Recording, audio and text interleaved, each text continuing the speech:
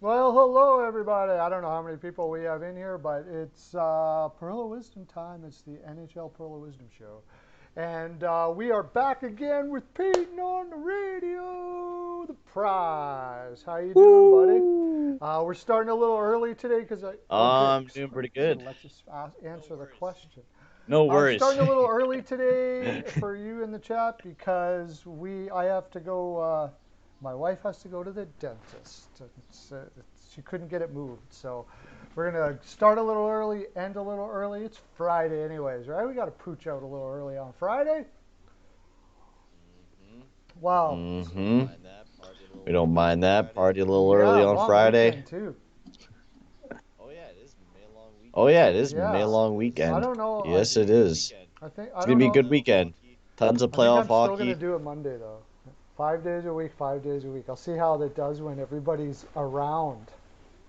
Hopefully. What is it, anyways? This Why long not? weekend. May long. It's Labor Day, right? Uh, No, no, yeah, Labor Day. yeah. I Labor think Day. it's May long. Not Labor No, Day. That's Labor like, Day. yeah, Labor yeah, Day's yeah. not Don't until wear light like after Labor Day. That's, September. yeah. Victoria Day. Victoria Day. Yeah. Yeah. Yeah, Like Victoria we Day. still Yeah, care about the Queen or yep. something. But that's okay as long as we get a day off. Love you, Queen. You're awesome. Right on. Yep. Okay. So we got Reichel was already in on here. Sasha, how you doing? Yeah, it's Victoria Day Hey. here, Memorial Day in the United States. So that's what that is. Okay, Yep. cool.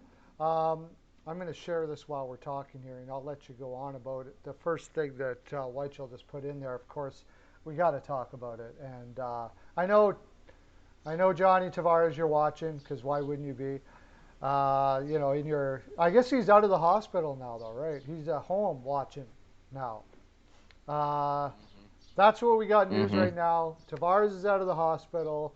It looks like he has a concussion, which we kind of all knew. But he's not anything else. All the other things have come back negative, right? Yeah, so from what Elliot Freeman said last night, he said all the tests came back clear for John Tavares, so good on that. The only thing is he does have a concussion.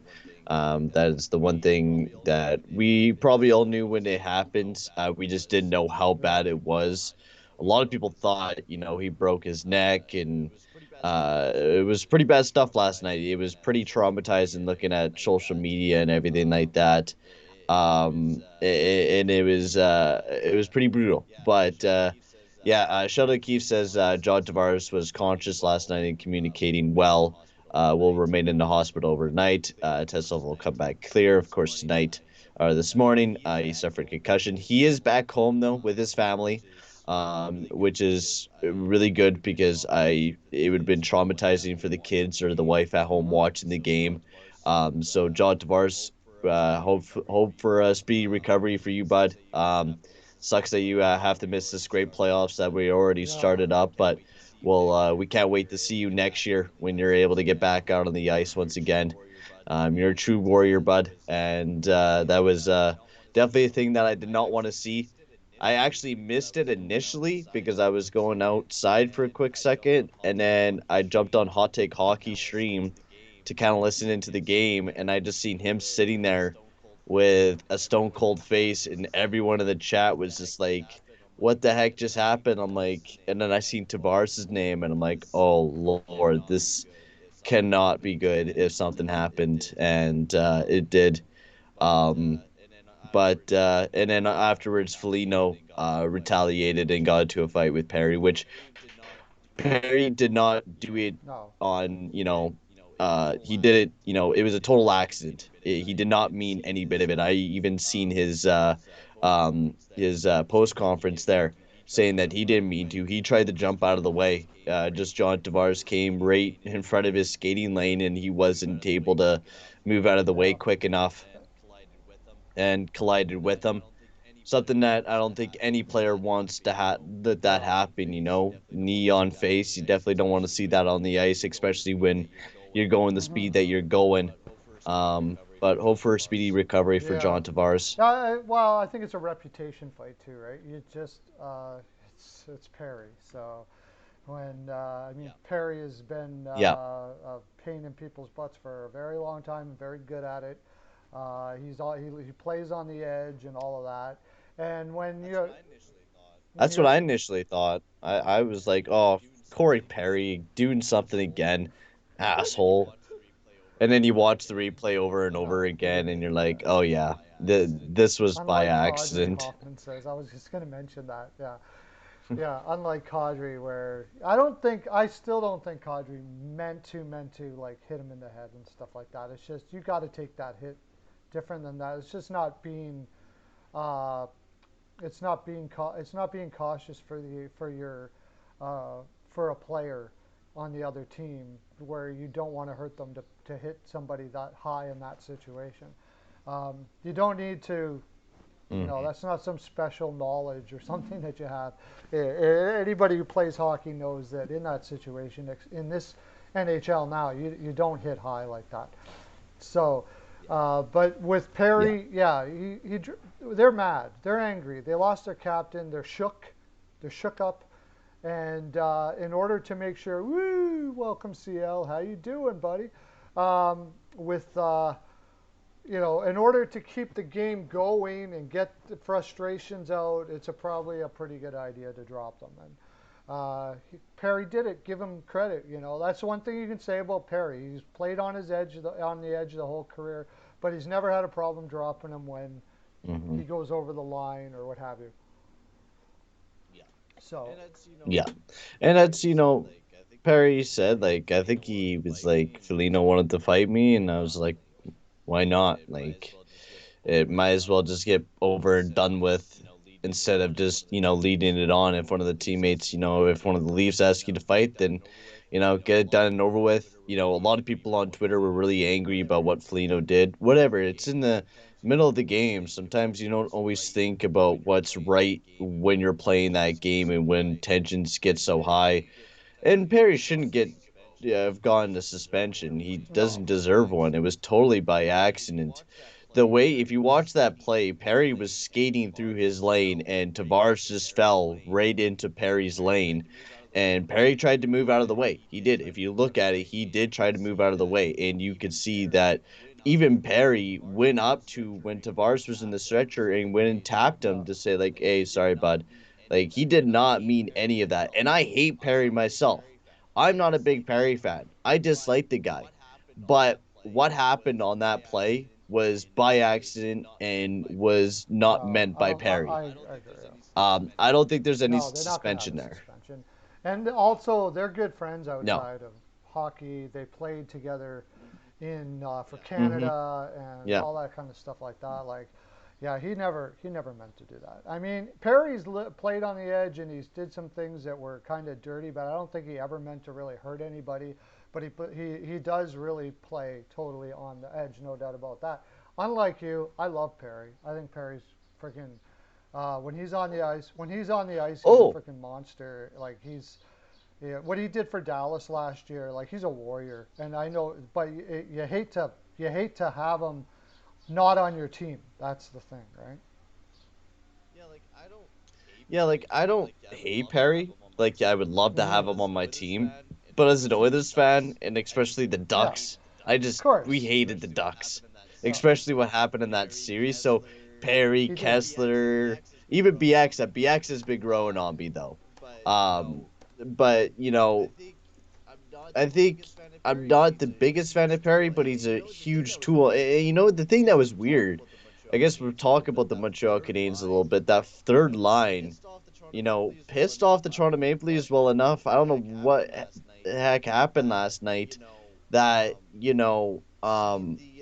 seeing the Toronto Maple Leafs lose to the Montreal Canadiens. I, yeah, I know Two what to one. happened, and this is what I've been concerned about Toronto for a long time.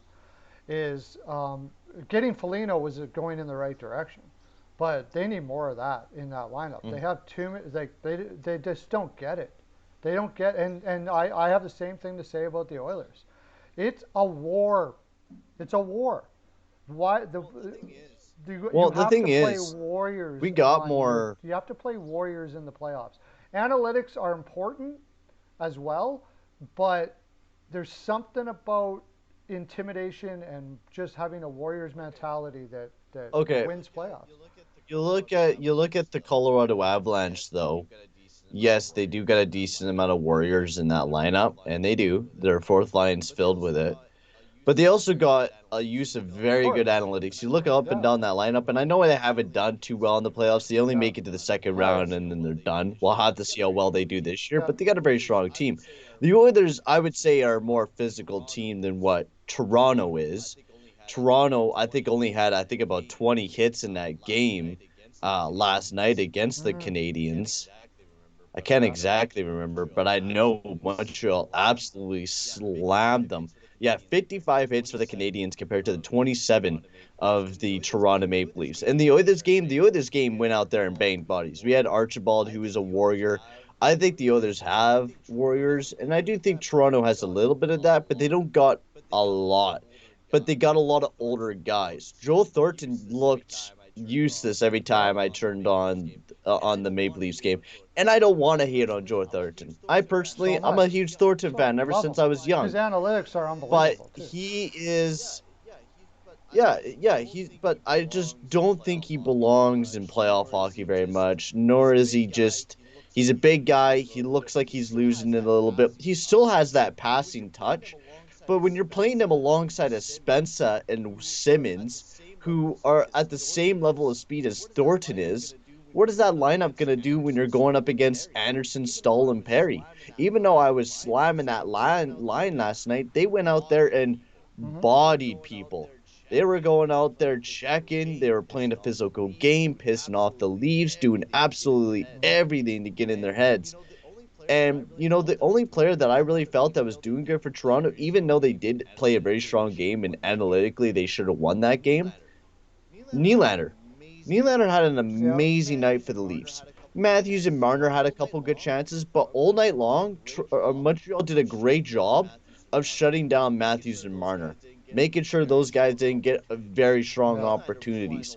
Nylander was flying all over the place. He was really, really moving around. I was really liking what he was doing out there. But even though, Montreal, they played a very defensive game, just like how Yep. Winnipeg did in game one. Which, I actually, as an Oilers fan, it made me feel a lot better when Toronto lost to Montreal. It made me feel a lot better about the Oilers losing in game one because that is pretty bad for Toronto to lose game one against the Leafs when they didn't even have Cole Caulfield and Kotkaniemi out on the ice. It's I wasn't expecting it, but at the exact same time, I felt like it was gonna Yep. happen. I was on Montreal a little more yesterday too for that reason. It's something about Mm-hmm. guys like Perry, and I'd have to pull up their lineup here. Like you see it all the time in the playoffs. So teams like Dallas was a really good example. Team last year. They shouldn't have won a lot of the games that they got outshot, they got outpossessed, they got out everything. But they have players on their team Mm-hmm. that gets you gripping your stick and brings the intensity up to the point where shooters overshoot. They second guess themselves and they hold their stick too tight and they end up getting shots right in the breadbasket of the opposition's goaltender, making Hudobin look good, which is what happened last year. And Mm-hmm. like we did, I thought we made Hellebuck look good. We didn't shoot the way we normally shoot, the Oilers that is, in that game. We weren't picking corners and all that. You do that in the. Oh, did I lose you? Are you back? Oh shoot, I lost you.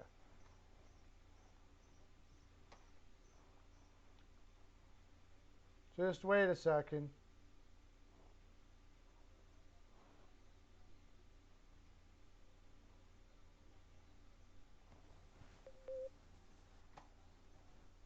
Come on, come back. Are you back?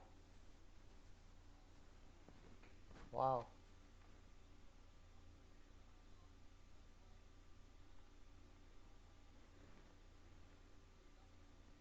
Okay, I'm gonna try to The heck? oh, there you're back. Jeez, what the heck's going on? Okay,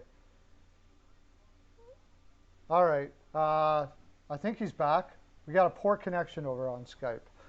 Anyways, guys like that get bring up an intensity that keeps the other team not shooting the way they should. Are you here? Hmm. What is going on?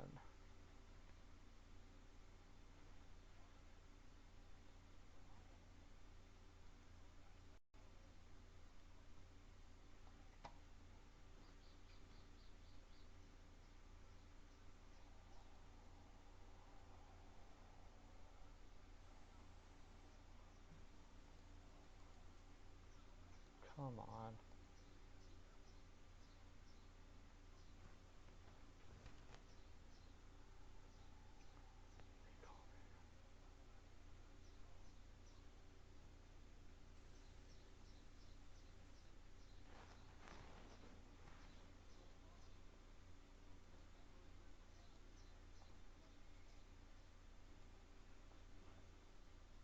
Something's going on.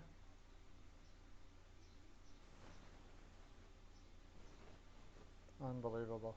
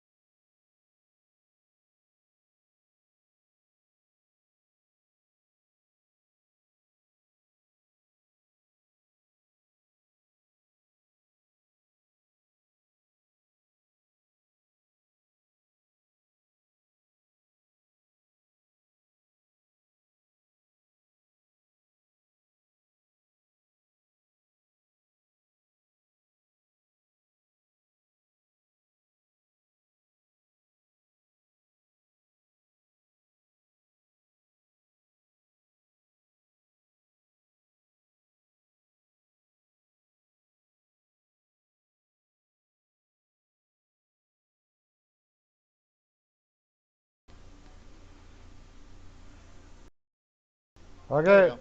now let's see if we're back on the live. Okay, can you guys hear me all right now? Or do we got to reconnect again? There's me. There you go. Jeez. Sorry about that, guys. My internet bailed out. Okay, that's what happened. Your internet bailed out. Okay.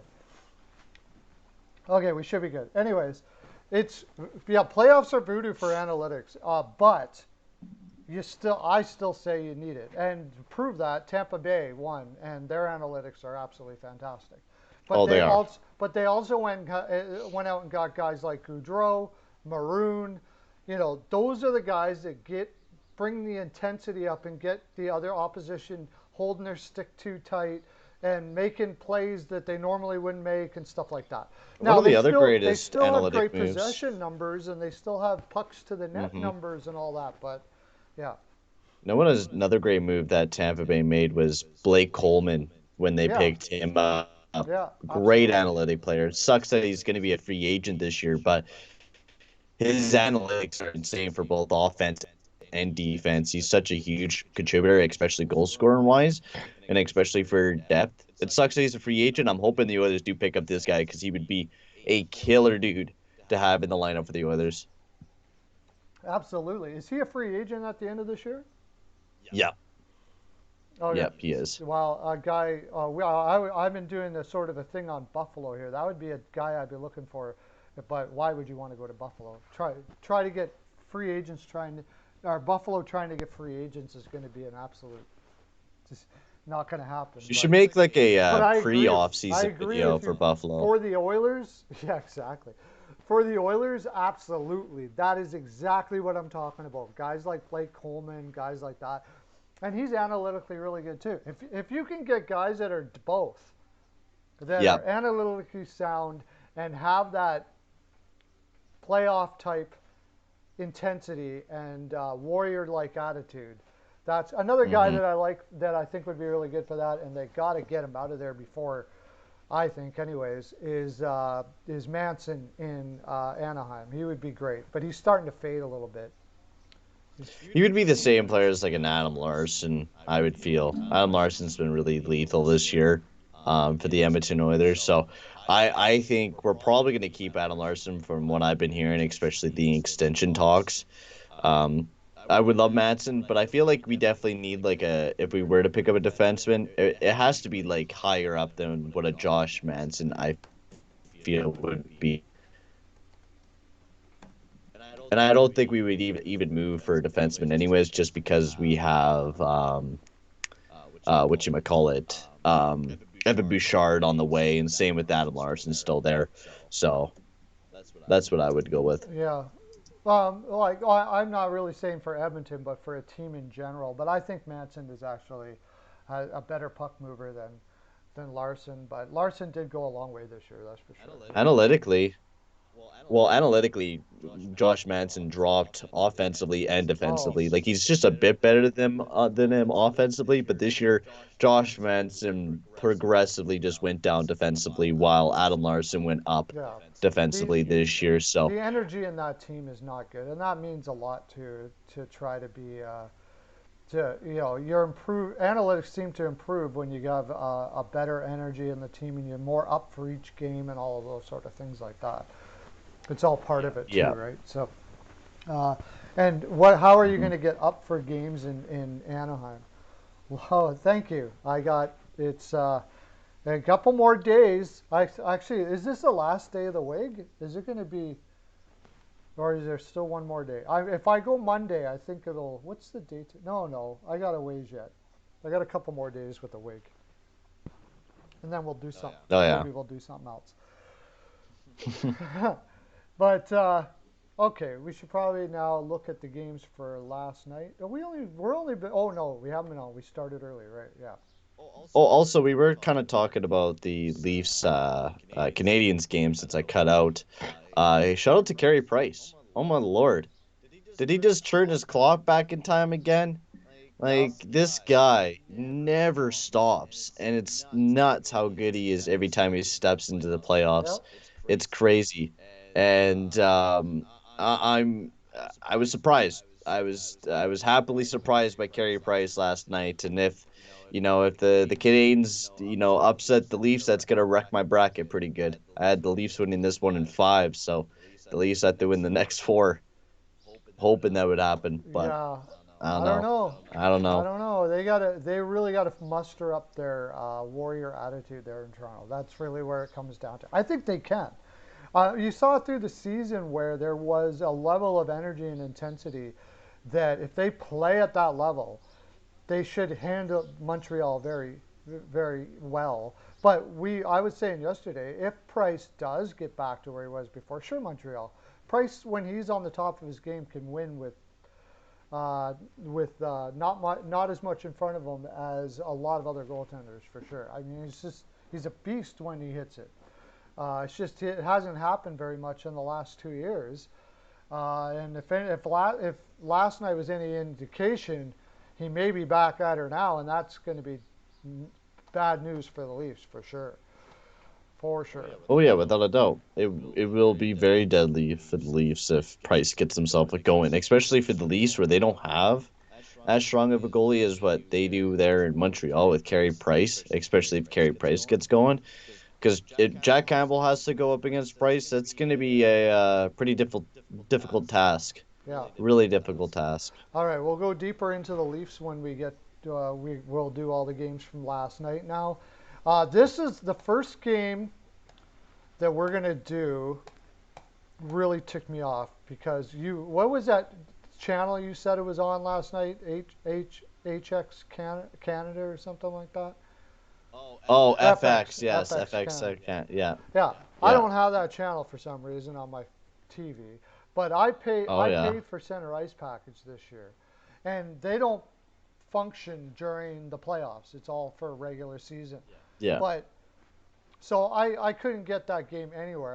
That looked like a friggin' awesome game. Panthers outshot them 47-31. Came out hard last night.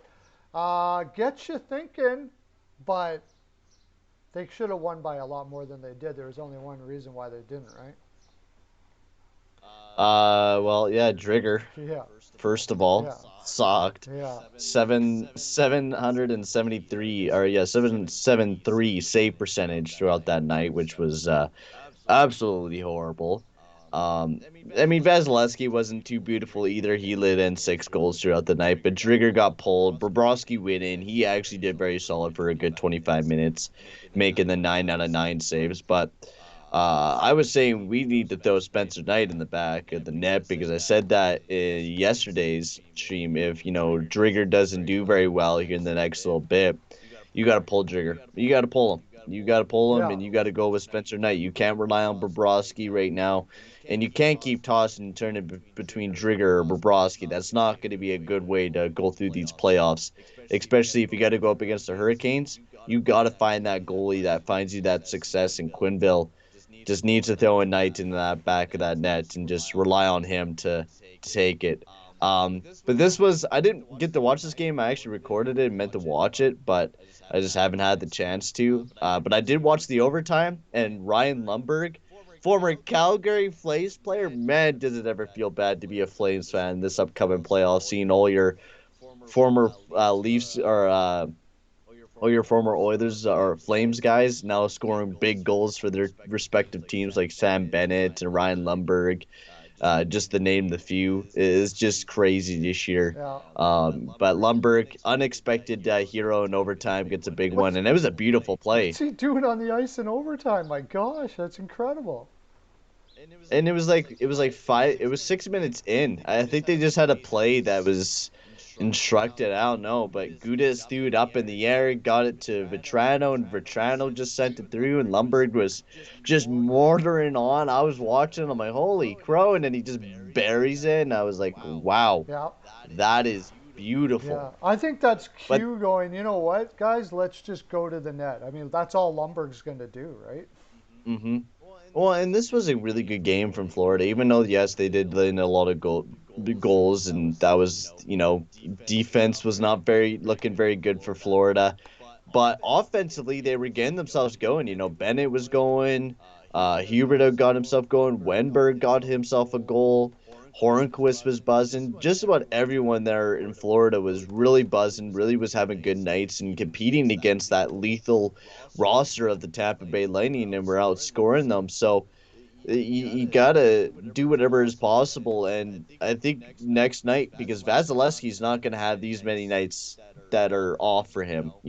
He was still even stellar in this game. He was still making some big saves. This game could have been 10-0, almost Florida. Yeah, You know, there was a lot of good chances throughout this entire game, and you know, I think they gotta throw Spencer Knight in. yeah. They gotta. I would have last night. You know that I said that, but nobody got the score here. I'm sure. I don't think Oh so. wait, I think I I got was the like, wrong one here. I'm looking at the wrong one. That was the series picks. Um, Panthers versus Island. 4-3. CL had 5-4. What was the score? close. It's 6-5. 6-5. Yeah, CL was the closest. Um, yeah, I'm going Spencer Knight all day. Back to that as well. What's the Devondra said that if they lose, if Washington loses, he's going to go into the car, go into the garage and leave the car running. No, that's pretty extreme, dude. Are you talking about the? Jesus. At least be talking about the series if you're going to be offing yourself, not just the game tonight. Oh, but Devondra is the one that throws huge on games, right? Didn't Yeah. Devondra had too large on Winnipeg? Yeah, and he probably went Too huge. very large. Too large is 200. Too very very large. Two grand on Winnipeg. Elliot, 8 for 2 yesterday. Good for you, buddy. Excellent. Um, so, like I said, I'd like to be able to talk a little more about that game. I would have loved to have watched that game because that series is freaking phenomenal. I'm so hoping Florida wins the next one. Please get this to be a I would love to get see this to be Florida a win the next seven one. gamer, man. Oh, that would be amazing, or at least a six gamer, even if it's that. Um, I would love to see Florida win. I would. It would be absolutely amazing and funny. Yeah. Oh, yeah. And Well, because we're Edmonton fans, and of course, Elliot, I totally agree with you, man. Edmonton did dominate in the first game against Winnipeg. We'll have to see what happens in game two, got to but loosen who up. Got to knows? play hard, play warrior type hockey, and they can win it for sure. No doubt about it. Mm-hmm. McDavid's got to get more than 2 shots. But I think he will everybody tonight. has to get more It's shots. angry McDavid. Yeah. If Well, we'll talk about that when we get to the game, though, because we're going to go on. We're going to mm-hmm. talk about that plenty. Um, but Well, yeah, being Oilers fans, though, watching Sam Bennett crush it in Florida is just beautiful. Just beautiful. I love it. I know. It is so funny, especially scoring the first goal of the game, and he's been lining it up there for Florida. And amazing pickup by Florida. Yeah. To what did they give 1 second or two? One?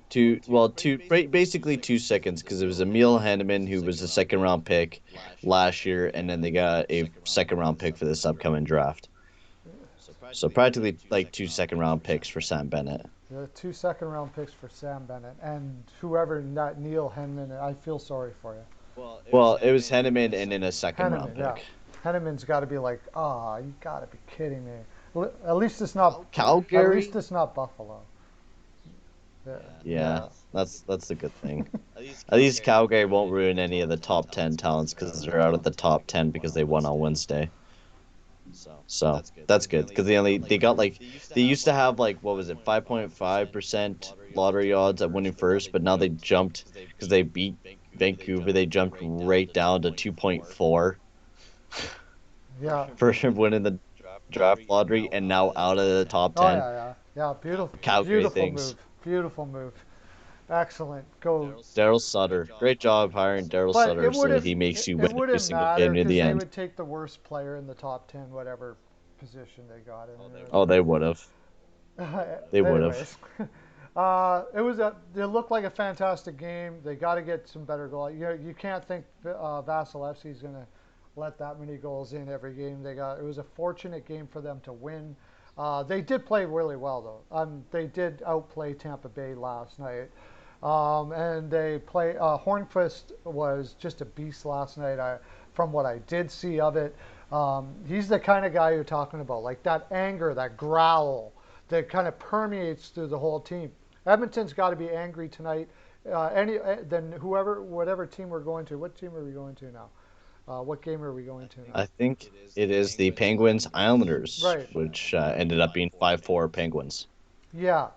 Let's go to that one then. And again, Pittsburgh has that.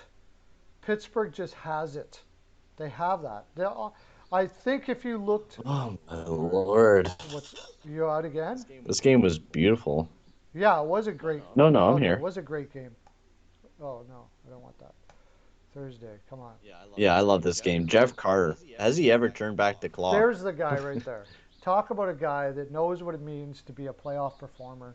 Carter is that guy. He's giving everything his 35-year-old, I want to say, 36 is it maybe, year-old body can 36. 36-year-old body can give in this series. Like he's playing like a true leader on this team, and I bet you analytically he's probably just insane.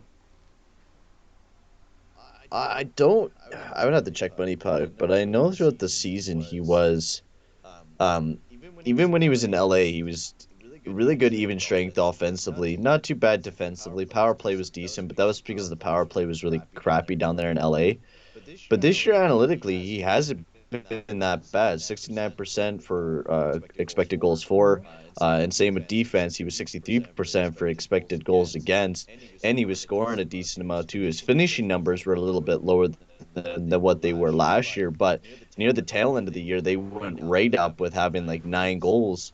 When they picked him up at after the deadline, having 9 goals, and then now having 3 goals in 3 games here in the playoffs, he's been a massive player, and especially playing on that line with Goudreau and McCann. What a line that is, especially Frederick Goudreau. Who knew that guy was going to be so good for the Pittsburgh Penguins, and he's just been crazy good. And I watched a bit of this game. What a beautiful shot by Jason Zucker, Yeah. as well to give him that 3-1 lead. And then, of course, somehow the Islanders, I don't know what Jari was doing. I don't know if you've seen this, where kind of Jari like threw out his glove, like his pad, like his blocker to try to save the puck.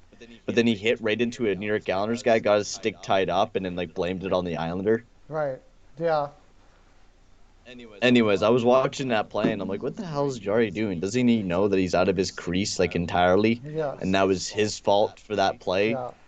Like if he just stayed in his net and made the save instead of trying to blocker it out of the way, it was a dumb play by him. But Yeah. If anyways, they didn't have Jari, Pittsburgh, Boston would be done this series. It's Jari that's really the really the issue. well, yeah, even Varlamov had a bad Yeah. night too. Like he was getting ripped apart on the glove hand multiple times by Zucker and Carter, like multiple times, just being ripped apart by Yeah. those I guys. think he had a shoulder problem. I think they got to go back to Sorokin. He's not fully there. Varlamov, he doesn't look good at all. And that might just spell it for the Islanders because they needed Varlamov playing on the top of this game.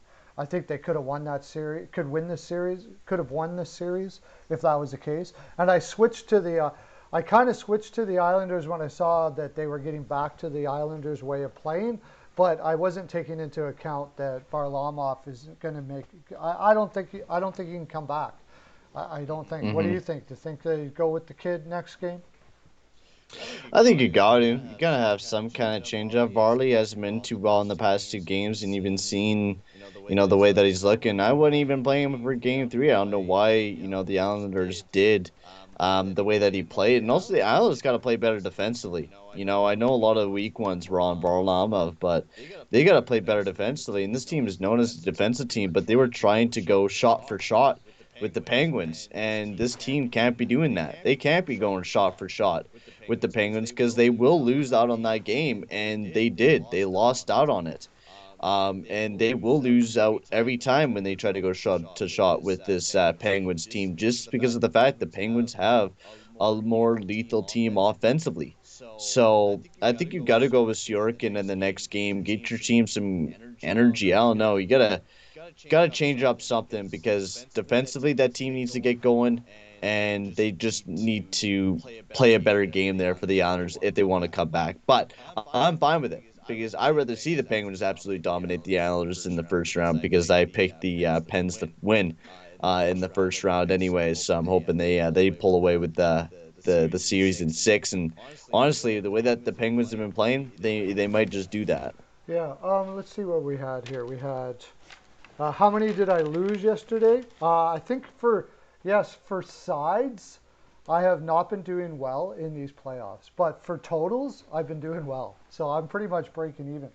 But I actually did really well for my predictions yesterday. I didn't like get any of them wrong, but I picked the right teams most majority of the I time. had 2-1 Islanders, so I was way off. Steele had 4-3 Islanders. What was the score? 4-3, right? 5-4. 5-4. Okay, Mercer was the closest at 4-3 Penguins. And then Serrano was on the Islanders. Avatar was on the Islanders. Understandable why people were on the Islanders. They were there, they were at home. They needed the win, all that kind of stuff like that. But if Varlamov's not playing well, Pittsburgh's going to. If they're not getting good goaltending, Pittsburgh's going to rip them apart. I think. It's simple as that, and that's what happened. They're in big trouble now. The Islanders hmm are in big trouble now, and Pittsburgh is like a smell blood team. Once they smell blood, buddy, they just get more and more confident all the time. hmm They are smelling that blood right now. They're in Pittsburgh, and they are slowly picking apart the Isles right now. Yeah. Um, so when will John Tavares be back? I don't. Well, I think just be happy. He's Be out. happy he's He's out of okay. the playoffs Be indefinitely. happy he's okay. Uh, Steele is taping his show with the Off the Wall. I'm going to assume. Yeah, tonight. That's right. Off the Wall Hockey's on tonight, Friday nights.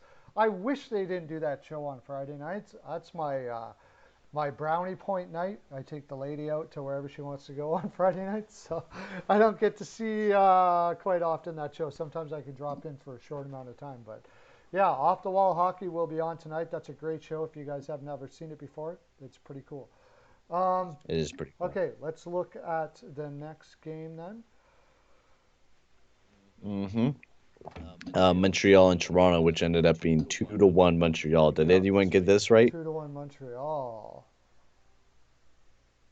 Not too many people put picks in for this one. Serrano was the only one that had the Habs. So, but Oh he didn't wow. have it 2-1. Everybody else had the Leafs, but there wasn't too many of us to put it in for that game. Um, we talked a lot about this game already, but Just do a quick recap. yeah, it really comes down to Price and Price playing as Price well was as he did, huge. and I think it really took the wind out of their sails after that happened to Tavares too. They were on back on their Mm-hmm. heels. I didn't realize Toronto did outshoot them in this game. Yeah, by 6 shots, not by very Well, I much, didn't but even think they outshot them at all, actually. Nylander but played really. Toronto actually Nylander played really well. Zach Hyman didn't have too bad of a night. Just wasn't able to get anything on the net. Marner and Matthews played a lot of minutes. They had a couple of good chances. But Price was really big. He was really, really big for them. And defensively, Toronto actually wasn't terrible. I think the weakest part of Toronto's game is their PK and especially defending the rush. Every time Montreal just stormed right on in there, they'd seem to just get right past the Maple Leafs defenders every single time, and that's what really ripped them apart. Everything off was the thing that they needed. And what a beautiful goal by Paul Byron to finish everything off for the Montreal Canadiens and to give them that lead to get the dub in game one. But good game for the Toronto Maple Leafs. They did play very well analytically. They should have won this game, but in the end, Montreal pulled away with the victory. And if Montreal continues to play like this, they won't win every game. They got to play a little bit better, and they can't just rely on Carey Price because that won't work. It won't. And it's a huge loss to lose Tavares. He was Oh probably yeah. one of their best playoff performing players that they had, and unfortunately, that means something we talked about a little earlier. Probably more ice time for Joe Thornton, which is probably not a good idea. Yeah, it's that is going to be difficult. That changes this around. Are we going to have a? Could we actually have another first round loss by the Leafs here? I I I don't even know. I I would be laughing, but I would also feel sad for Leafs fans because that's gut wrenching to take, and especially losing to the Canadians. You can't lose to the Canadians. Like you can't lose to this team. This is your rivals, and you're gonna let your rivals win. Like they got to play a lot better. And totally, Rachel, their power play sucked. They went 0 for 4 last night. They need to have a better power play, but their power play sucked throughout the regular season. And I don't know how such an offensively dominated team has such a bad power play, but yet they do, and they're not able to perform on it. And I think that's going to be the biggest change. They got to be able to perform on that power play if they're not going to be able to score anything 5-on-5 against the Canadians. Yeah, well, especially when you've got like the best shooter in the league. Uh, you know, how can you have a bad power play and have Matthews at the same time? I would say whoever's running that power play probably not going to be back next year or shouldn't be back next year. My gosh, that lineup should be power playing all day. They should be hitting power. Their power play should be top five in the league at least, right? Mm-hmm. And now Oh, you're it should looking be. at now you're looking at Foligno as your second line center. I like Foligno, but I don't know if I like him in that spot. Put him up against your top guy. Did they have Galchenyuk in the lineup last night? No, they didn't. Okay. Why did they have Galchenyuk on cap friendly as their second line left winger? Who was playing that left side? Nylander was The on the left road. side. So the lineups were last night: Zach Hyman, Matthews, Marner, Nylander, Tavares, Foligno, Mikheyev, Nash, Kerfoot, and then Thornton, Spencer, Simmons. Kerfoot went right up to the second line to play with Foligno and Nylander, I think, because Kerfoot got about 17 minutes of ice time. The fourth line stayed about the same, and then they just kind of cycled through Mikheyev and Nash through the lineup, I Yeah. think is how it went. Yeah, when you look at the bottom of that lineup, Mikheyev, I mean, I like the guy. He's a good two-way guy, but I mean, again, it's not one of those. He's not going to get too angry. Kerfoot, Engvall, Thornton, even Spezza, maybe Simmons is the only one. They don't have very many angry players in that bottom six, and that's what I was concerned about going in here. And then I've never been a Well, huge not just that, and let's not analytically great forget players. their defense is just not very. It's still I still don't I never really liked their defense as far as their players for defense this year. I it's very meh to me. I love Muzzin. I like Riley. Brody, meh. Hull, meh. Sandine, going to be good maybe. Bogosian, no. Right? Sundin's been playing on the top power play as well right now. Yeah. He's getting a lot of top line power play time, and he doesn't look terribly bad out there, but still that they're not producing anything on that power play, and it's still very, very quiet. Even Morgan Riley doesn't do a lot out there for that team. So just Toronto Maple Leafs, they just kind of have to get their things going. I know they talk about how strong of depth they have, but they yet take up Pierre Engvall, who I thought was doing very, very good coming into the playoffs. I don't know why they took that guy out because, analytically, he's not the most beautiful looking guy, but he was doing really well near the end. He was the hot hand. Why didn't you keep him in the lineup? It's gonna Yeah. suck. Your depth is really gonna weaken, especially losing John Tavares and to be. But it's time for him to take that big step up for the Leafs and be that big player that they need him to be. Yeah, no, I agree. Are we getting paused again? Okay, it's time. Maybe we'll move on to the next game. We talked about this game an awful lot. Hmm. Yeah, I'm not huge on the Leafs as a lineup as far as I did think that they were going to make it through Montreal, all right, and possibly maybe through Edmonton if Edmonton makes it. But if Winnipeg, which we'll get to, keeps on playing that trap type system the way they're playing, they've got guys that have that growl that are playoff Hmm. performers, and I'm a little concerned. But we will get to that game when we get to it. Next game, and this is what we were waiting for out of Vegas. Is that the next game we're going to? Or Yeah, is it? that's the last game of the night. Yeah, okay, so we got lots of time to talk about the games coming up and all that. Um, that this is the Vegas we were looking for here. And 5-2 Vegas was nobody. Everybody took mini. Yeah, Oh, because it's I had a Steel. did I say I would? Steel took Vegas 3-1. Steel was the only Because I one. said I had a good because I said I had a good feeling about Mini, so I took Mini. Yeah, look at, yeah, ignore that feeling next time, because they got slaughtered. Well, Forget, hey, it started off as a good feeling. They went up 2-0 Minnesota. yeah, Didn't look too bad, and then Vegas is like the big bad bullies are like, all right, bet 22 shots in the second period. Just started pelleting them with Stone, Brown, and Smith though getting goals.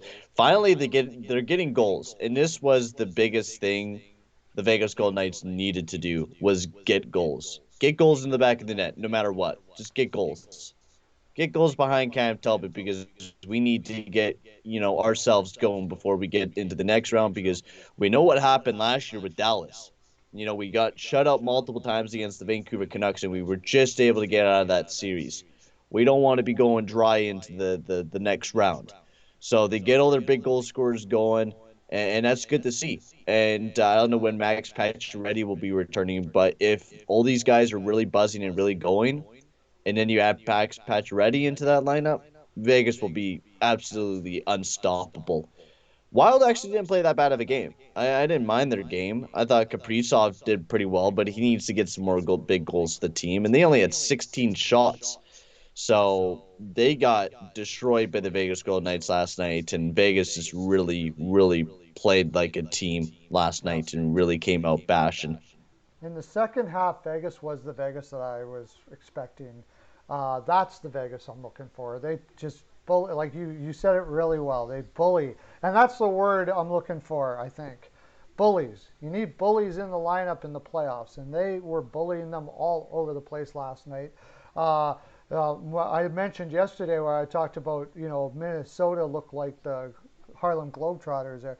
But they were like owning the offensive zone early in the series, and Vegas finally put their foot down in the second and third and said enough of that. Which, if they play like that, this will be a short series. It's not going to. Hmm. That'll be the end of of Minnesota. Um, it's what was I going to say? With no Pacioretty as well. Pacioretty still wasn't in the lineup last night. Stone was a beast again. That's the Stone we're looking for there. And I think that, I don't know, Minnesota, when they're down, it's not over for Minnesota because they've surprised over and over and over this year. Oh, it's never down when it's over for Minnesota, and I still think this series will go a long ways. Talbot was huge. I know he let in like what was it, 5 goals, or no, 4 goals because the last one was an empty netter. He was good. He played a solid game. You know, he wasn't terrible. He let in a couple weak ones, but Talbot always has a bounce back night the next night. So expect Talbot to be ready to go on Saturday night, ready to go up against the Vegas Golden Knights because, two rough losses for the Wild. They need to get themselves going for game four, or the Vegas Golden Knights are just going to steamroll over them. And right now, from the way that it looks like, Vegas might just win game four on Saturday and take that demanding 3-1 series lead over the Wild, especially right now, the way that they played in this game, without a doubt. But I still have that belief in the Wild. I'm still going to watch this game because of how exciting the games are. And I'm going to hope to see the Wild pull away with game four. But they just got to keep playing well. They got to get Kevin Fiala going. He wasn't buzzing too good last night. They got to get Kaprizov a goal, and they just got to get some more offense, just like Vegas got. And they got to keep Vegas down to only having 1 to 2 goals a game because if they have those guys just scoring that many goals, they have more chances to win. Yeah, I agree. Talbot probably will come back and all of that, but I think I don't know what it was with Vegas the first two games. They were mesmerized by Minnesota's speed. They were playing back on their heels a bit. They weren't being as aggressive as I know they can be. And if they play like they did last night, it's going to be one hard. It's going to be a hard sell to get them to get another win on them. Getting outshot 40-16 and is is pretty. Like the last two periods, I think they had. What I think it shows you here. How many shots did they have the last two periods? Does it tell you? Oh, no, it doesn't. I Hang think it on, was I could only tell like you. 4 or 5 shots in the Oh last two yeah, for the periods. first period it was 4 shots for Vegas, 7 shots for Minnesota, and then going into the second period it was 22 for Vegas to 5 for Minnesota, and then the third period was 14-4 for Vegas Golden Knights. Wow, crazy. Who's Patrick Brown, by the way? I've never heard of the guy. He scored a goal No, me last night. neither. His first goal in the NHL, I would have to imagine. Never heard of Patrick Brown. That That's was um absolutely surprising. Wasn't it like he was wide open in front of the net? yeah. I'm gonna look him up here for a second. Why not? We got some time. By the way, everybody, I'm going to be stopping 15 minutes early this time. Anybody that's new out there, so we started 15 minutes early. We're going to be ending 15 minutes early. Um, but those are the things that happen when you're playing with that kind of energy. You get those, and you might see that with Florida too. Lomberg scoring a goal like that is just a huge boost for the room, you know, Mm-hmm. and good for Q for doing something like that too. It just puts belief in your players. It loosens things up in the room a little bit, so you're not playing so tight. Like that's a fun thing to happen. It makes the game fun when you see guys like Lomberg scoring in overtime. A little bit of a gamble, but it sure worked out for them.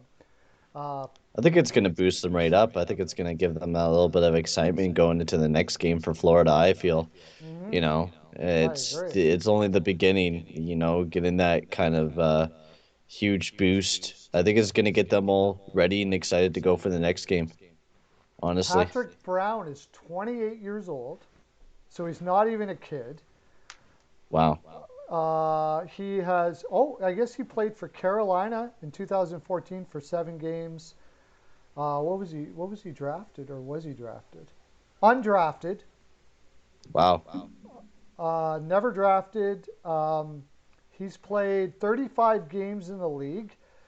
He played his most games played was in Carolina in 2016-17. He played 14 games. I still can't believe it's. I guess it's just such a generic name that it just doesn't compute in your mind. Last year, or this year, or last year for the Charlotte Checkers, he only had 35 points in 70 games in Wow. the AHL. This year he had 8 points in 9 games for the Henderson Silver Knights, which is their, of course, their the AHL team. They bring him up and he pots one. Wow, that's a That's cool amazing. story. That's a cool story right there. Okay, well That we is. have some time till 2, and what do you want to talk about, buddy? What do you got in your mind? What do I got in my mind? Yeah.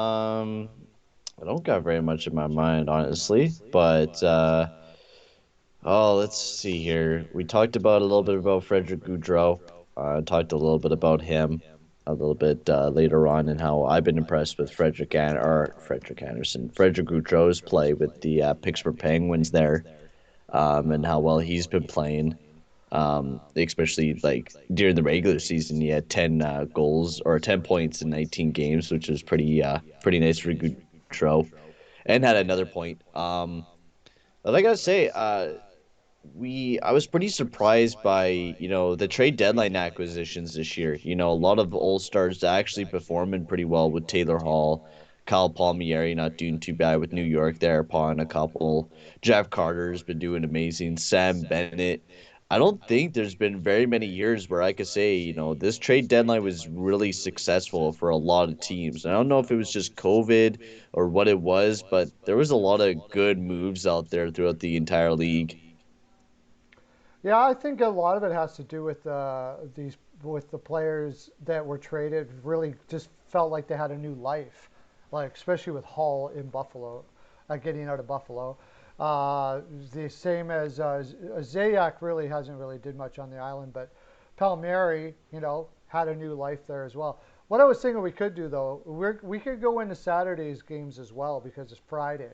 So why don't Yeah, we why not? why don't we get a couple games done in and then before the break for tonight, and then we'll go into the rest of the games and we'll talk about Saturday's games as well. That's a good idea. Perfect. We'll do that, and we'll do picks and all of that stuff like that. Okay, so tonight, the one everybody's talking about right now in the chat, we better get talking about it because they seem to be pretty antsy to talk about it. Is the Capitals versus Bruins tonight?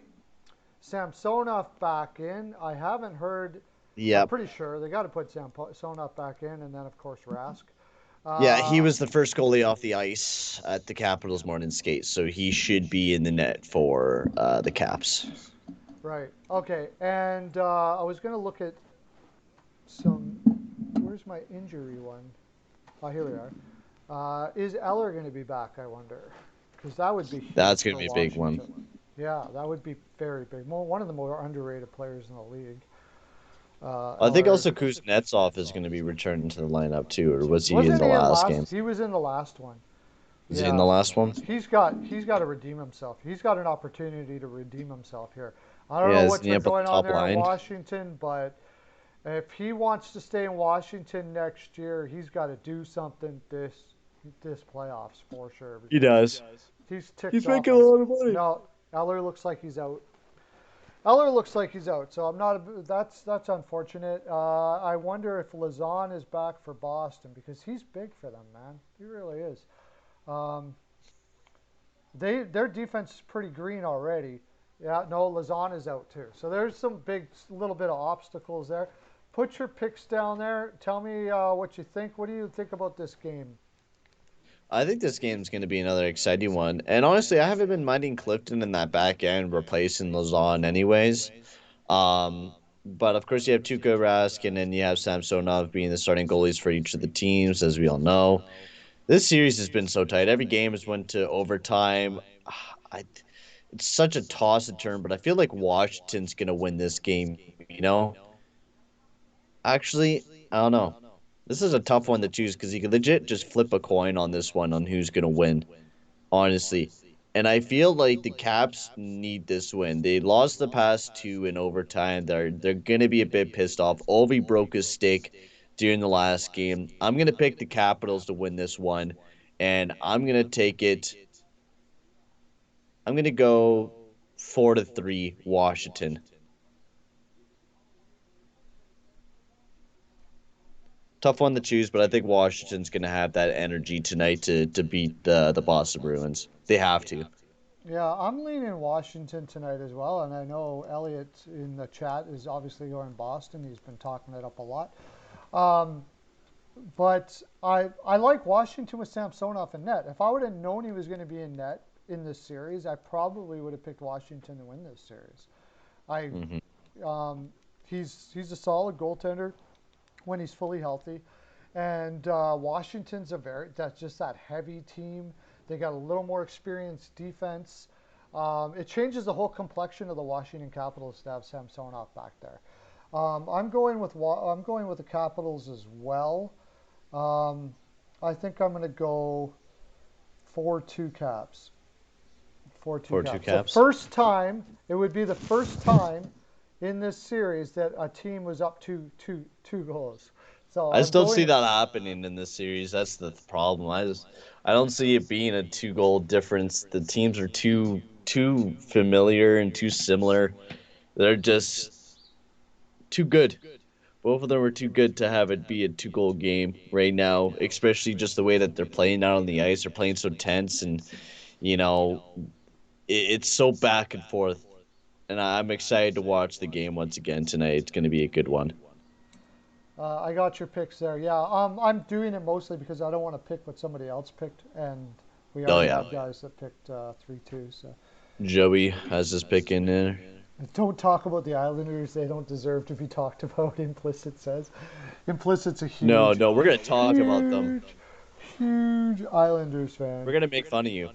Change Devon to Where's the change. Dobson? Where's the Dobson talk at? Because he's been looking like Garbo this year, man. Especially analytically. Analytically, he's been looking real bad. Really, He eh? he, he always says Dobson over Bouchard, so I like to poke fun of him because Bouchard's analytics actually look really good, even though he's not playing in the playoffs. I'm excited to see him next year when he'll definitely be put in the lineup. But Dobson's is not looking very good. Even when I was watching a bit of the Islanders game and I was watching a bit of Dobson, he's young, so of course he'll still grow. He has that chance to grow. But this year he's been kind of on a little bit of a down year this year. Yeah, if you're new to the chat, while we're talking about these games, throw your picks in. We'll see if anybody nails them there. Uh, we'll send you a My NHL Pearls of Wisdom necklace, of course, direct Perlocopter to your door. And minus 20, he said. Oh, he's pulling up the plus minus on you there, buddy. Oh, wow. What a great stat, bro. I knew that was going to Wow. happen. You You want to pulled see an that stat out? analytics guy's head explode?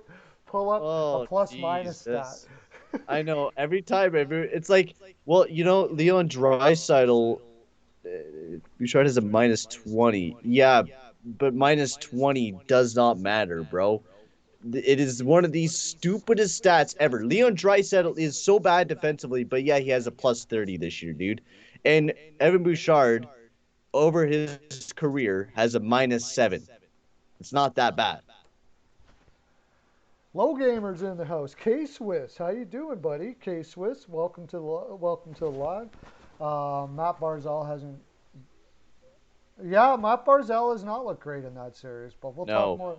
No, he has he's not been looked great. he's been very quiet over the past little bit. He's been very, very quiet. Well, I think what Pittsburgh has done is they've just identified. You take Barzal out. What do the Islanders got? I mean, really, there's not much else after that, right? And So. also implicit, if you're saying Dobson as good as he could play with any defenseman. If you're a good defenseman, you could play with any. Evan Bouchard played with Russell, and Bouchard made Russell look like a god. Yeah, Green and Russell are about the same. I would have to admit there, Yep, no doubt yep. about that. So, and Bouchard played really good with Russell. Um. Anyways, yeah, I got. Oh, I didn't put my name. I did. Capitals. What did I do? Caps. Perlo. What do you got for? What do you got? Anybody else got picks out there for this Boston Capitals game? Because we're going to be moving on to the next one. We got 7 minutes before the break. We're going to move on to the next game. Anybody else got there? All right, we're going to be going into Saturday's games, and when we come back, we'll fill the.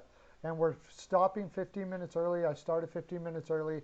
Sorry about that. I got a call from the little lady saying that she got her a dentist appointment, and it's tough to get in this dentist appointments right now with COVID because so many people are home. So she Hmm. finally got one, so we got to go do her. So, anyways, let's get to the next game. Okay, Hurricanes, Hurricanes versus Nashville. the Predators. And can the Predators find something in them to do No, something here at home? no, The I'm already taking Carolina 4-2 in this game. Actually 4-1. I'm taking Carolina 4-1 in this game. Nashville had 7 power play chances, didn't score on any of them, and was not a very good night for Nashville. It wasn't a good night for Carolina, or a great night for Carolina. I meant they did a great job of killing off all the penalties. I thought that was one of the more boring games because of the fact of the matter there was like 10 power plays throughout that entire game, only 3 for Carolina and 7 for Nashville. I still feel like Carolina will be able to pull out with the victory 4-1 though. I have too much confidence in Nedeljkovic. oh yeah, I'd like to think so. You have the little bit of the home, Preds fans at home and stuff like that, but I think they're really just run. They just ran out of gas in the series, and they happen to come up against the Canes team that is such a well-oiled machine. They don't seem to let down at all. They don't seem to ever have letdown games. They don't take anything for Hmm. granted. Brindamore has just got these guys in the right mindset for every single game. He will be having Adams, more than one Adams for Brindamore down the road, I imagine. And like you said, Nedeljkovic is playing off the chain. Uh, I can't see this as being anything but a sweep. I'll be very surprised if Nashville gets to take one anywhere here. Hmm. Devondra, saying that, Devondra takes Nashville 3-2. Ballsy, Yeah. very ballsy picking 3-2 Nash. I have so much confidence in Nashville. They've been playing so good against the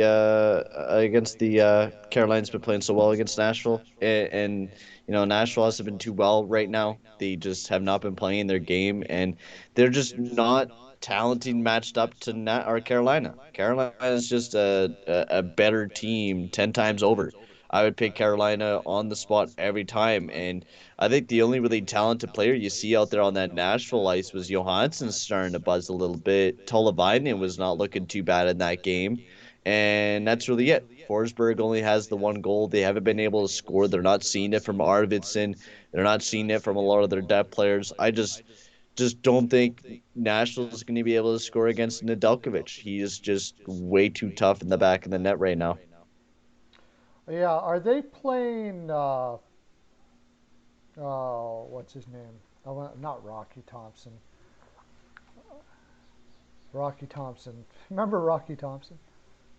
Rocky Thompson. Yeah, Oh my Calgary. lord. Calgary Flames. He he's called Rocky for a reason. He was a pugilist fighter. Oh I don't yeah. know. I don't know why I'm. Oh, Rocco Grimaldi. Are they playing Rocco Grimaldi in their lineup? Yeah. Oh no, he has not. Okay. He has not played the past 2 games. I think he's See, injured. why? Oh, is he injured? Okay, if he's injured, then I'll forgive them for that. But I don't understand why you're not playing a guy like Rocco Grimaldi in the playoffs. Like if he's not injured, it's just crazy. They deserve to lose. But they're also without Ali Tovanen for whatever reason. Nick Cousins, are they all injured? They say they're scratches. What? The the picks here are kind of odd. And Matt Duchene he's getting to Skinner levels now, isn't he? Yeah, playing on the third line with Hala and Tolvainen. Yeah, I don't he's know, man. he's horrible. He's absolutely horrible. Yeah, they got nothing. They got nothing. Forsberg sets up camp in the playoffs every year. Just doesn't play worth a damn. So there's going to be a lot of they got to do some serious retooling next year in Nashville. They showed a lot of heart to get here, but again, that might be it. They had to play so hard to get into the playoffs that I think they're just gassed. They look gas and implicit. You're nuts, dude. Picking National in St. Louis and 7, bro. You're nuts. Serrano, see, we got Serrano 4-2. Preds. What did you have? Like 4-1? Or 4-1 did you say Carolina. Carolina? Serrano's got 4-2. Canes and Pearlo. I don't know. I think it feels like a shutout. No, it's I the feel like they'll over. be able to get one goal. I like the 4-1 too. That's what I'm thinking. I'm gonna say 5-1. I really think they're just gonna crush. Uh,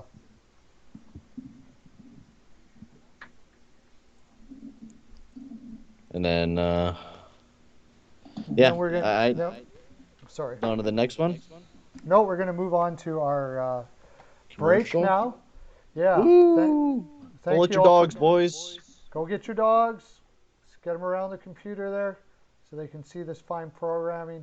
We'll be back in about 3-4 minutes, hopefully. Can I make it back in time, you think? Oh, boy. Okay, see you guys.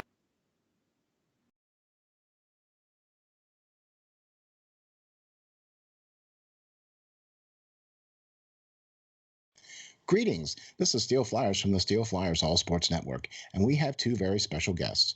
We are delighted to be joined by Tracy Musser and Nicole Howard from the Canine Country Club Resorts. Tracy and Nicole are both managers for CCC Resorts and work at the Windsor or at the club, one of two locations both in Manheim, Pennsylvania.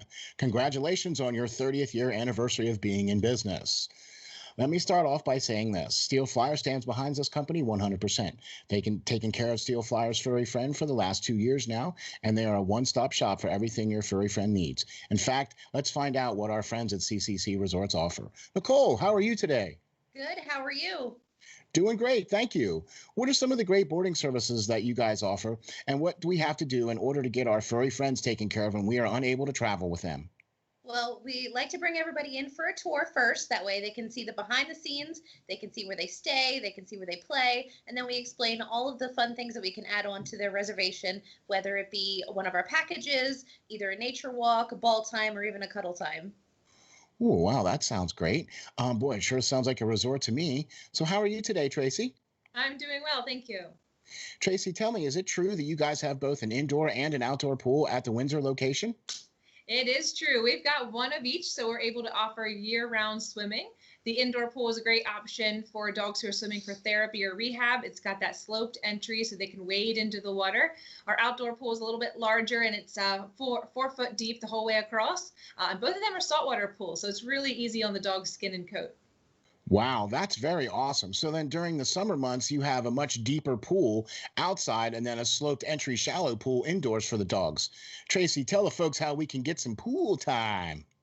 Well, the first thing everyone does is come for an intro swim. We use that time to make sure the dog is comfortable in the water. We make sure they know how to get out of the pool safely, and we go over all the pool rules and etiquette with the clients as well. After that, they're able to schedule private appointments where they have the pool to themselves, or they can invite friends and have a whole group swim going on. So after a dip in the pool, then it would have to be off to the groomers, right?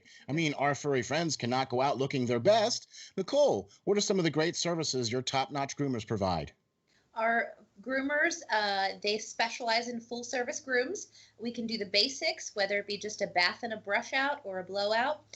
Or for the extra pampered pooches, we can do nail dremels, we can do deodorizing soaks, and also facials. Wow, man, that sounds like a resort if you ask me. Tracy, I know one of the main programs here at CCC Resorts is the WAGS program. The Steel Flyers dog is enrolled in this program. So why don't you tell the folks what is involved in this and how they can get enrolled? Yeah, the WAGS program is our primary daycare option at the Windsor. It's designed to be a structured program for people who are looking for a set routine for their dog. They all come on the same days each week, which allows them to have set friends, and we know exactly what's going on with each group. So we do a little bit more activities and we build more into their daily routine there. But we've got other daycare options as well for people looking for a little less commitment. We do an hourly care where you can drop them off and just pay by the hour. We also do a day stay option, which is great for the dogs that prefer human friends instead of making friends with other dogs. And then we have a traditional daycare option as well if you're looking for the occasional outing for your dog. Wow, there you have it. A full service groomer, a daycare program, and an indoor and outdoor pool. What more could you ask for? Sure seems like CCC Resorts has everything covered. Remember, DOG, depend on God.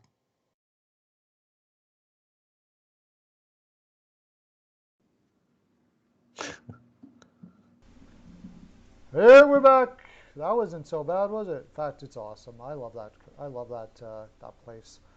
Gonna get a dog and go there for sure.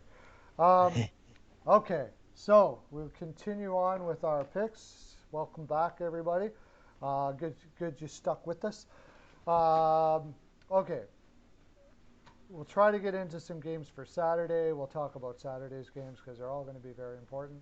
And what do we have left? Well, okay. Well, this is a good thing we did this one after the break because this one we'll Yep. probably talk quite a bit about. Both of us being Oilers fans, of course. Jets versus Uh-huh. Oilers, and I'm nervous. I'm nervous. I admit it. I'm nervous. Do I, can I do what? Can I talk about this game, or I'm not? I'm definitely not making a prediction for this one because last time I picked the Oilers, I goofed up the team and they lost the game. I'm Oh not my even gonna make a gosh. pick. I'm just gonna say Winnipeg. We're gonna have a good game, and I'm not making a prediction tonight. I'm just gonna say Winnipeg's gonna win. 3-2 is what I'm gonna say. That's gonna be my prediction because I cannot pick my Edmonton Oilers just anymore. I just seem to curse them every time I pick them. So, also my dad wore his Edmonton Connor McDavid jersey, and it seems like every time we put on a McDavid jersey, seems to just curse the team. So we're just not going to be wearing any of those jerseys either tonight. And Mike Smith, Hellebuck, of course, in net for both of the teams. This is going to be a fun game. I'm really excited about this game. Really, really am. Between the Jets and the Oilers, it's going to be a fun one to watch. If you're able to watch this game, I would definitely recommend it. Between the Oilers and the Jets, Pierre Dubois is back in the lineup. We're probably going to see McDavid go on a heater every time he has an off night and he doesn't put up a point. Usually, he comes back and puts up 2 to 3 points. So hopefully he does. I'm excited to see what happens tonight. It's going to be a fun game between the Oilers and Jets. But yeah, All right. but I'm nervous though. I'm nervous about this game, and I don't really want to put a pick in either. They're playing a trap like they're playing, like Winnipeg's playing a trap game like that, and Edmonton just never seems to have a very good plan with the trap. It doesn't matter what coach they have, or they have a very difficult time with trap teams. So Yeah. I'm going to take the Oilers. I'm going to say the Oilers. Uh, I'm going to say the Oilers get through a little bit tonight, and uh, what am I going to take? I think they just edge it out 2-1. 2-1. That's what I think. I don't know. I honestly don't know about this game. I really I don't want. I'm really. know either. I want to see. I know what it's got to look like for the Oilers to win this game. The fact of the question is, are they going to be able to do? Are they going to do what they need to do? And they got to play with Yeah. tons of speed. They got to crisp passes out of the zone. You got to get. You Oh got yeah. guys like Connor. Fortunately, Ehlers is not in there, but you don't want to be playing around in the corners with Winnipeg in your own zone. Simple as that, right? Hmm. Yeah. Oh yeah, definitely don't want to be.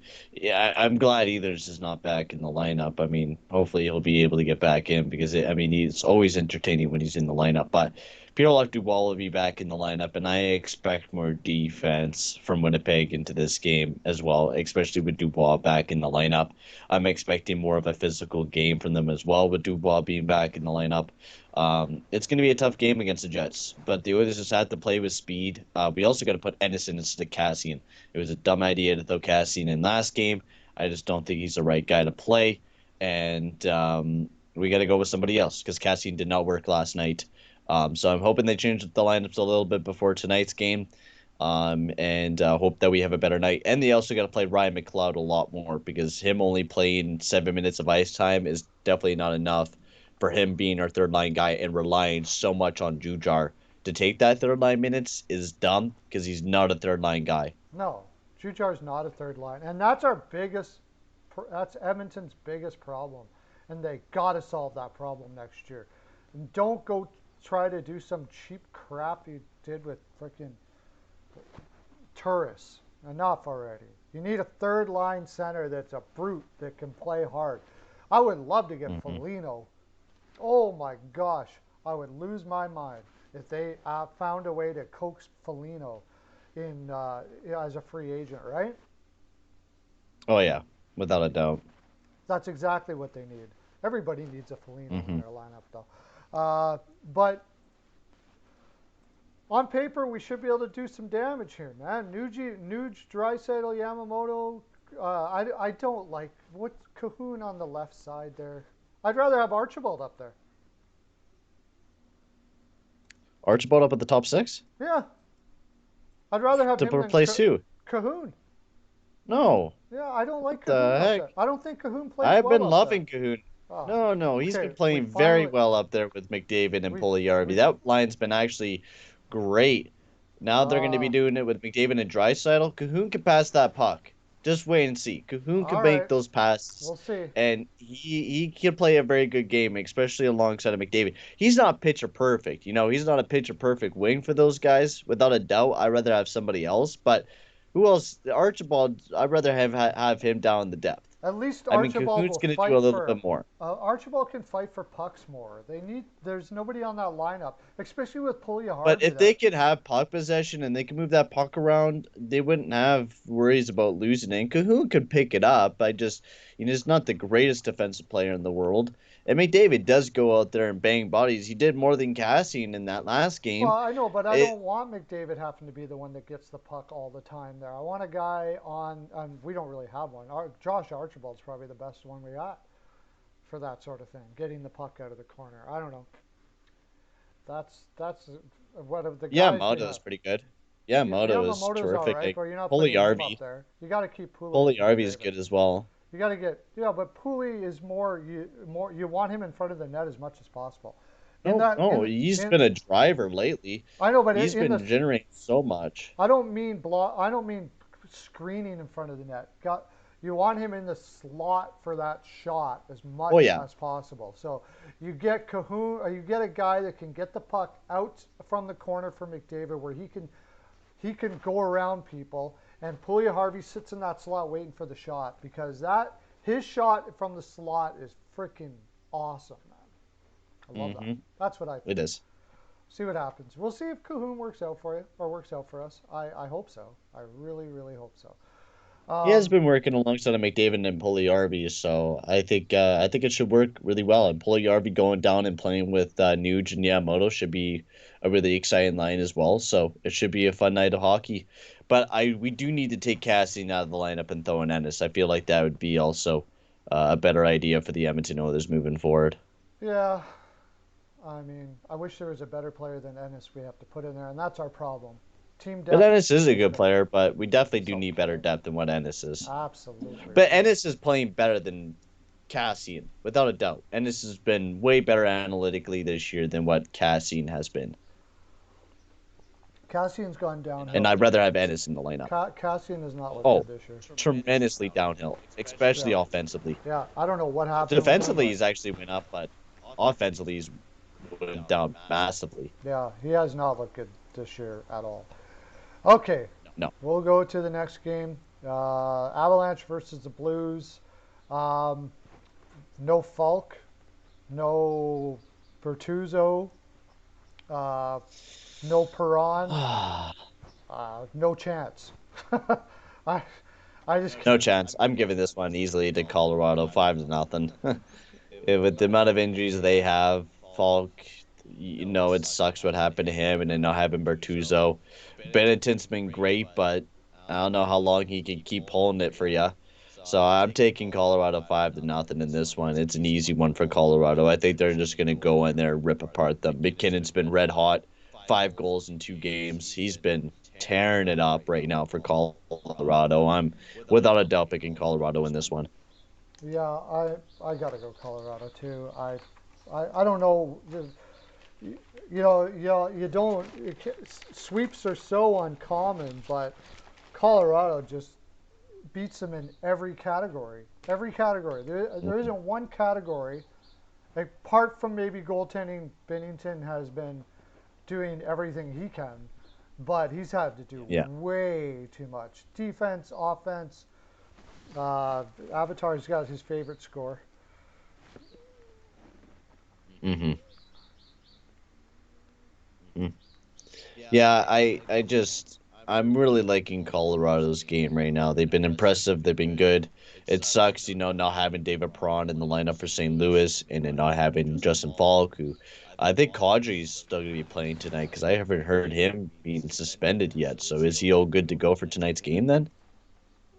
Oh no, he's going to be suspended.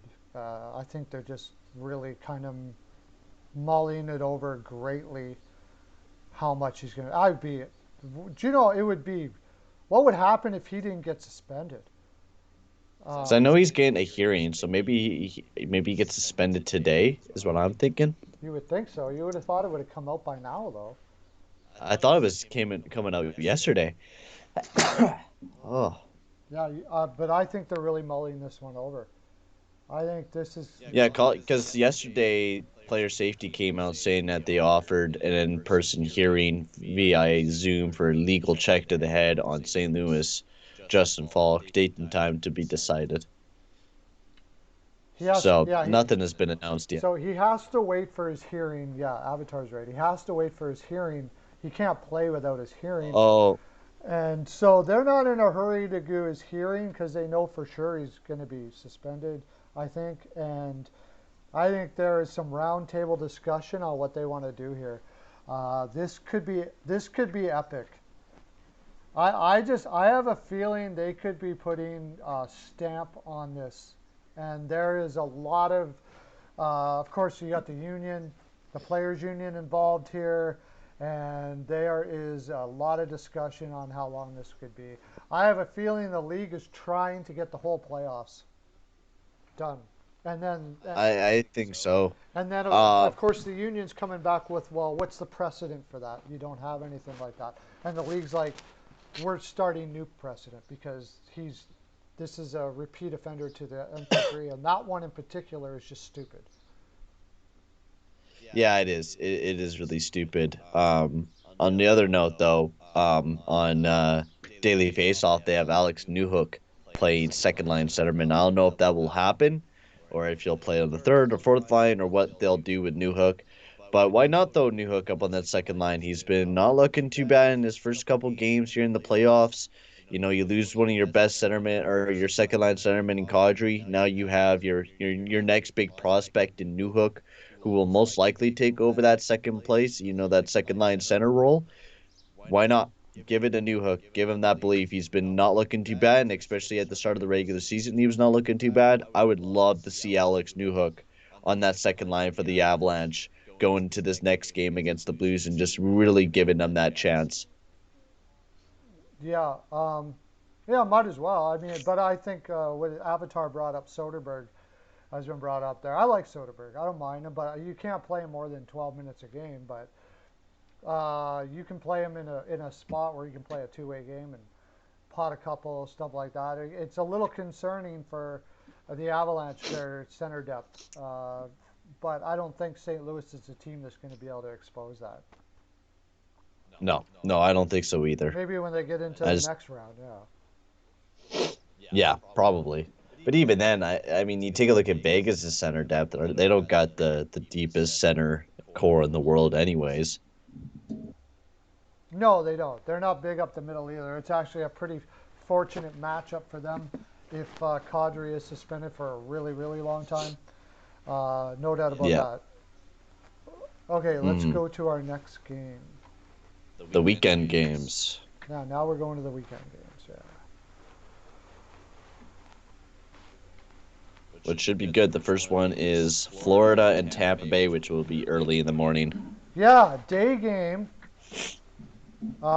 Day games, I say, gives the road team a little more of an advantage because one of the biggest advantages of being a home team, besides like your proximity to the box from your zone and stuff like that, is that you have more of a routine. You know, when you're on the road, things change up a lot more. There's a lot of, you know, it's not as you're not teams are not as grounded on the road usually. A lot of flights Yeah. can change, whatever. Lots of things can happen. Also, there's a little thing where you're on the road, you're away from your family. Players that like to go out and stuff like that generally do. Well, this is a Florida Tampa Bay series, so they're not that far from each other. So they're only like what, an hour, 2, 3 hours away from each other. Yeah, I but think something like that. I like the Panthers a little more during the day against Tampa Bay.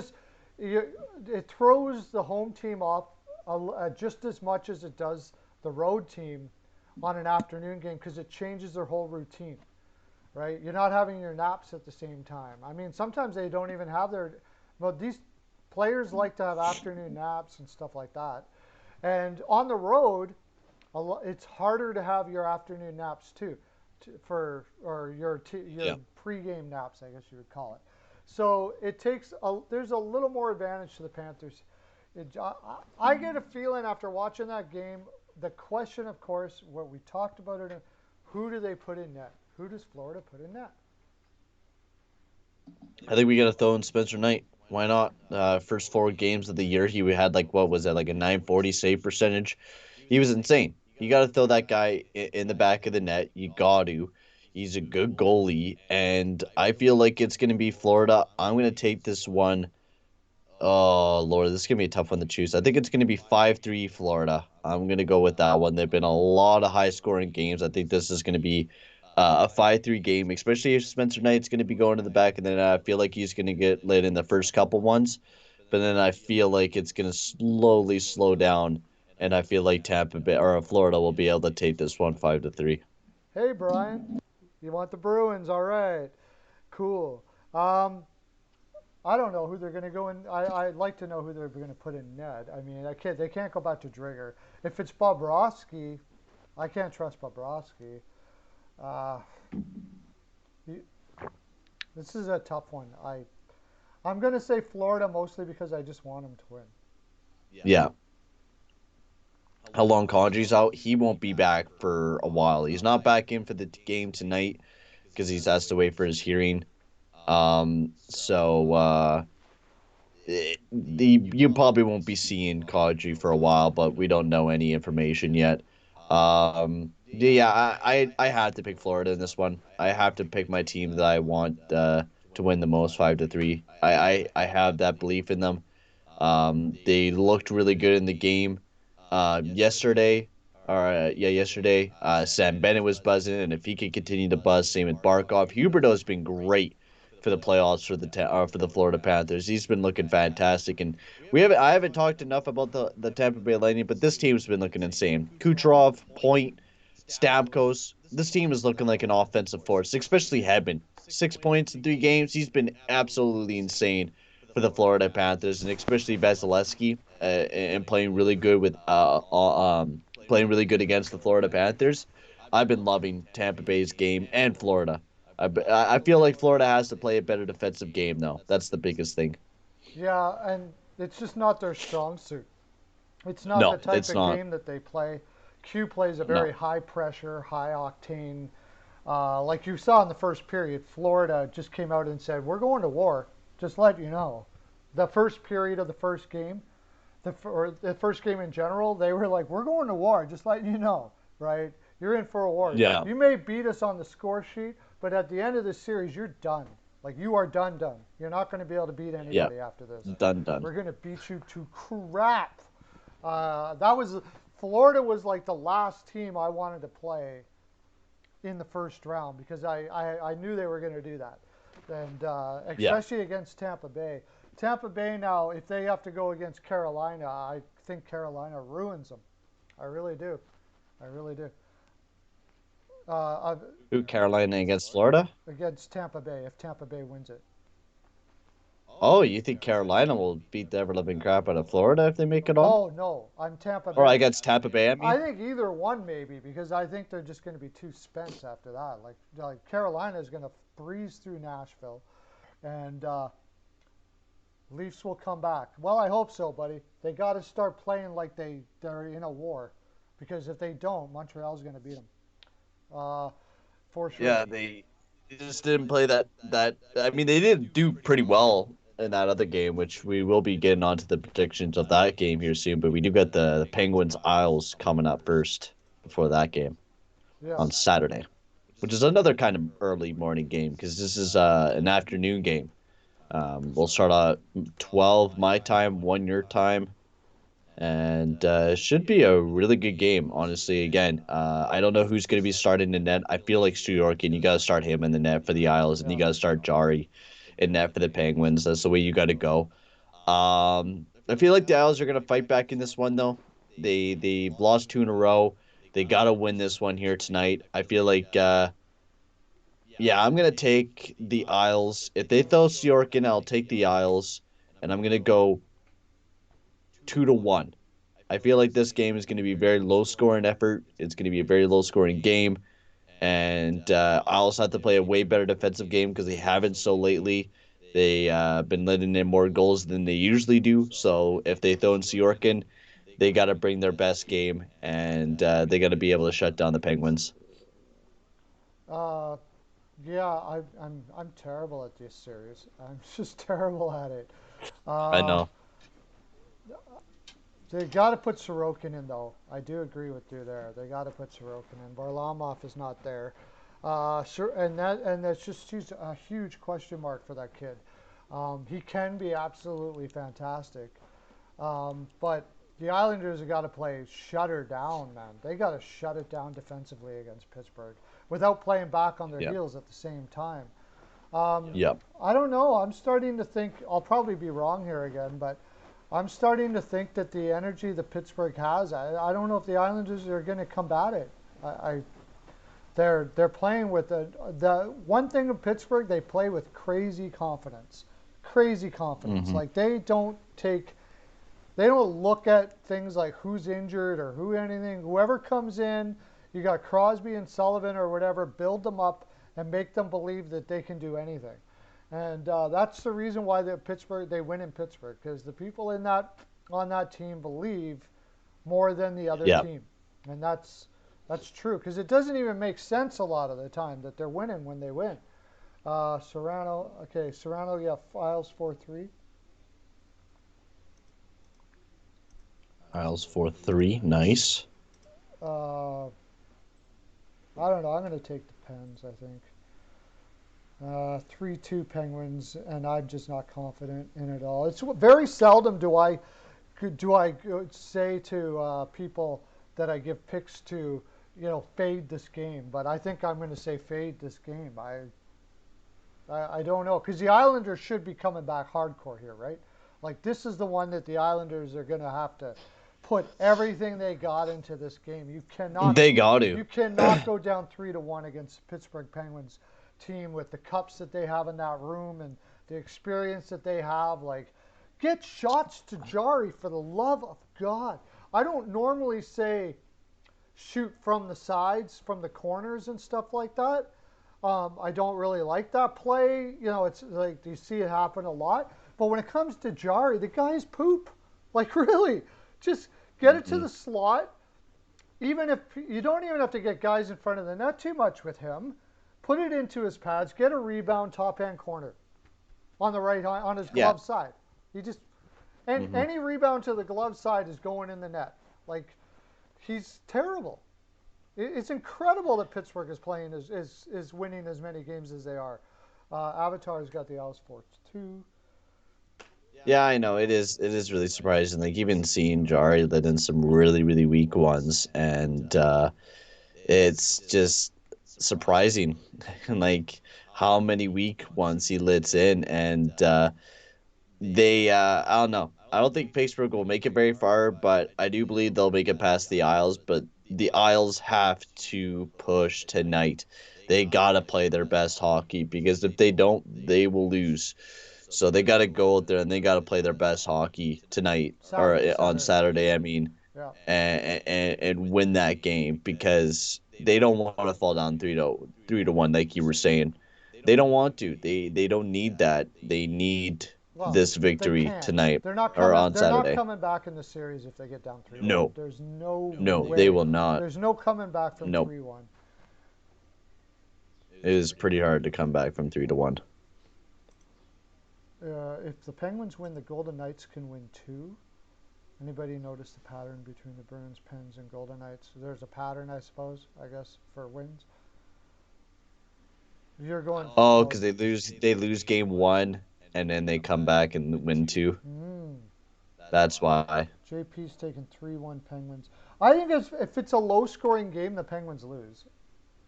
So what Hmm. did I take? Well, I guess I shouldn't take 3-2 then, should I? I'll take 5-3.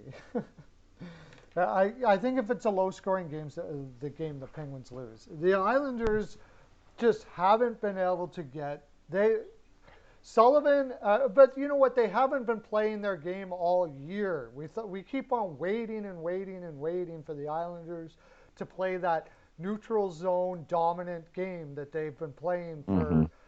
for years now, and they haven't been playing it all year. And we've seen moments of it, periods of it, but we haven't seen a full game of it against the Pittsburgh Penguins. It looks like they've just Hmm. found a way around it, and there's nothing they can do, or they're just not executing it. And if the Islanders don't play like that, they are not going to win more games than they lose. They have to, because let's Hmm. face it, the elephant in the room is that lineup should never have been as good as it played, doing as well as it was, right? No. Oh, without a doubt. The Owls, we always said at the start of the year, we're like, oh yeah, this team's not making it to the playoffs. No way. This team doesn't have the team to make it, but yet they do, and they need to play a way better game. Mayfield's leading them in points, and you can't be having Scott Mayfield leading in points when one of your best forwards and Matt Barzell is not really doing too much. So, we want to move on to the next game between the Canadiens and the Leafs. Yeah, sure. Canadians and Leafs, and this will be one heck of an interesting game I here. think I think Leafs will take this one. I think Leafs will take this one 3-1. I'm gonna go right out there. I think the Leafs are gonna have a comeback game. They need to. They need to play for their boy John Tavares, and they just need to play. They actually did play a very good game. They just need to figure out Carey Price, and I think they know how to. They just got to keep pushing and keep putting that offense up and actually start finishing on the power play. Make your power play look a lot better because they did not look very pretty on that power play the other night, and they need to play a lot better if they're going to want any success against the Montreal Canadiens. Is they need to have that successful power play because the PK for the Canadiens is not that great. They need to be able to score on that power play. Yeah, absolutely. Their power play should be, and they need to goad Montreal into penalties too. Yeah, They have a perfect opportunity to do it with all the stuff that's they did a happening little with them. bit. They did a little bit the other night with Matthews just sitting there getting pushed around by Sharahi. Just let him do that and just kind of sat around. So I think that's the way that they got to do it. They just got Yeah, to bait them into penalties. Yeah, baiting them in the penalties. Definitely, you're right. You brought up a very good point too. JP has 2-1 Leafs. Um, you brought up a good point too. I mean, if you can't do it in this game after what happened to your captain, is Yeah. there any game you can do it? I mean, this is you. They got to be playing crazy hard with the fire in their belly. You don't want after what happened to Tavares.